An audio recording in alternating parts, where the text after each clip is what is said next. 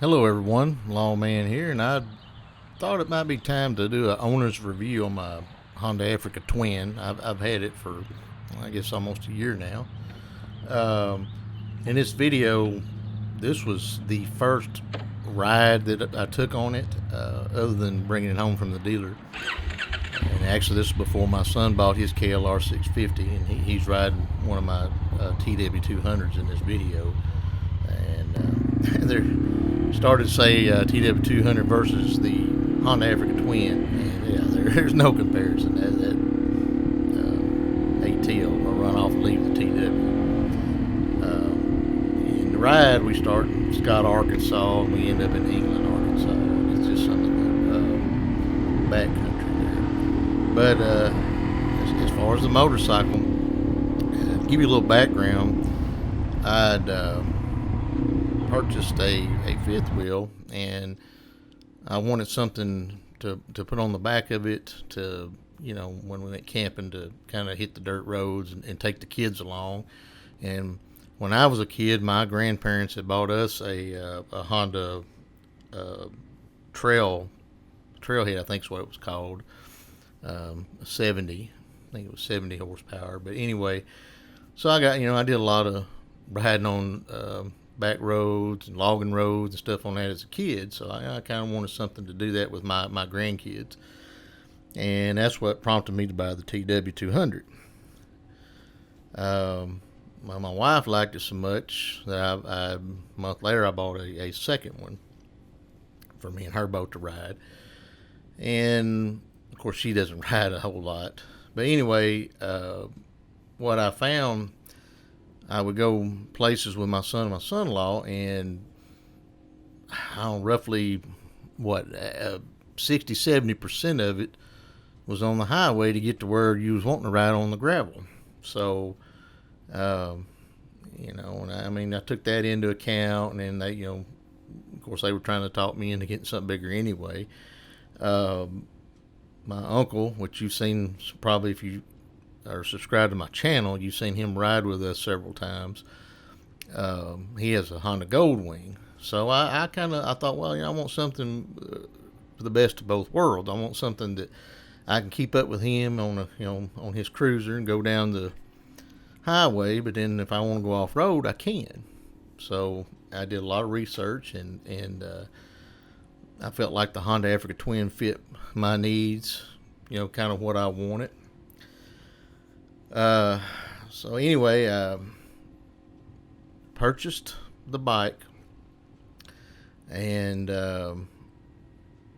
they had, of course, they had the model that I have, and they also had the Adventure Sport, and honestly, the Adventure Sport, they had a deal on both of them, and it wasn't too much more, but I'm 5'9", and I couldn't touch. I could touch on the standard one, but on the Adventure Sport, yeah, I couldn't touch, and I was a little leery of it. So anyway, I bought this one, and I'm going to say I'm not disappointed. I'm very happy with it. It did take me a little getting used to. Even on this one, at first I had a little bit of trouble touching, so I purchased a smaller seat. I guess I think it gave me about an inch, and then with my motorcycle boots, I can touch. But when I first got it, and I would stop, and I don't know what I was doing wrong, but I would, the bike would jerk, and I'd drop it, and I did. I dropped it 4 times. Finally, where it was catching, when it would fall, it would hit the handle, and it was scratching that up. So that's the first thing I bought was some bars to go with that handle to catch that. Once I got the lower seat and the boot, so I haven't dropped it since. So yeah, I'm able to hold on to it. The probably, it's not a big deal, but probably one thing that I don't like about it was Honda, this particular bike, they put street tires on it, and they can call it what they want. They claim they're supposed to go off road too, but those are smooth street tires. So I would like to have had some, at least 50/50, or somewhere around that range.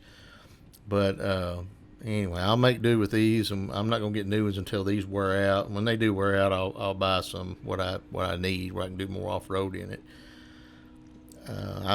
In the beginning, I was real leery of it, and I would take it down gravel roads, especially loose gravel, and it just felt like I was sliding everywhere, and I was kind of scared to ride it. I'm getting more used to it now. And as a matter of fact, today I actually, just to see what it would do, I tested it. I took it on a gravel road, and I had it in tour to begin with, just to see how it would ride, and then I switched over to gravel mode, and it does make a difference. It helps quite a bit. The bike is a little heavy. I mean, a little hard to pick up, but I found a method to pick it up.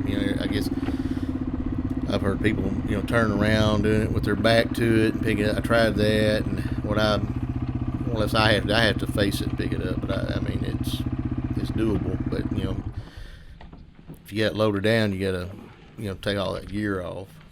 But man, on the interstate, that thing will go. Like I said, my son, he's KLR 650, and he get up 65, 70, something like that. And but I can be doing 70 and pass a truck in 6th gear, and I don't even have to downshift. I just give it the gas, man. That thing will take off. It'll go. And sometimes we're on the interstate, I'm not paying attention, and I'll leave him behind, so I have to slow down and give him time to catch up with me. Yeah, you see here, I'm taking off on that. We swapped bikes. I let him ride the twin. I got on that TW. Now, I just bought this bike, brand new, and at the time, my son was, I guess, about 25 years old. That boy ain't scared of nothing. He got on there, and you see in the video, he hits the gas, and I'm thinking he might have popped a wheeler or two. I don't know.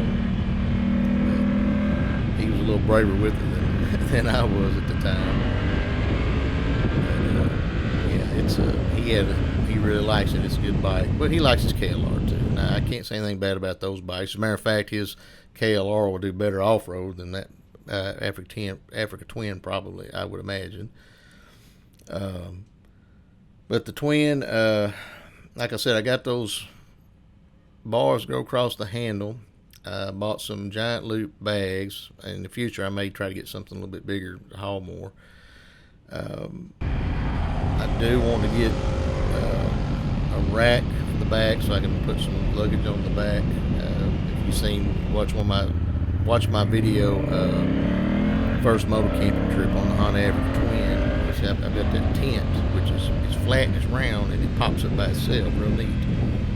But it fits on the back, but it would be better if I had that cargo rack. It would make more room for that, and more room for my bag and my gear and stuff. And now when that bike's loaded down, I'm flat foot. I can touch. I love that part of it. But we plan to go as soon as things open up from this coronavirus. I mean, I would like to go back up to. I have another video called Hiking at Sam's Throne, and me and my wife had drove the truck up there and went hiking. Beautiful place up in the mountains. And I do plan on taking the motorcycle up there and doing a motor camping trip and video up there when everything opens back up. Hopefully that'll be real soon. And hopefully my son, son-in-law, uncle, and all them will get to go when we do this. I think what else to say about the bike? I mean, I really enjoy it, and if you can get a deal on one, I think it's worth the money. My wife, she doesn't like riding on the back of it with me. I mean, I think if she had her way, I'd have a trike, but I'm not. You can't do off-road with a trike. I mean, maybe one of these days when I get a little older, I'll get one. But right now, I like my twin. Yeah, we're passing a fishing hole here. It's down near England. I guess you see all those guys over there. I don't know what they're fishing. Probably catfish, I would imagine, in that swamp right there. It's just farmland down there. I mean, it's if you're not from this area, it's, I guess, unique to see. I grew up in that area, so I'm used to it. And then it's good for riding a motorcycle. I mean, yeah, you don't have the hills and the twisties, but you can open it up out there. If you just want to ride, just open it up, and see how fast it'll go. Just you better watch out for the cops. But, anyway, yeah, it's a good bike. That's about all I can say about it, and I'm gonna let you go. And I hope you enjoy the rest of the video. And if you would, please check out my other videos and check out my channel and like, share, and subscribe. And to all my current subscribers, I appreciate you, and I appreciate all the people who watch.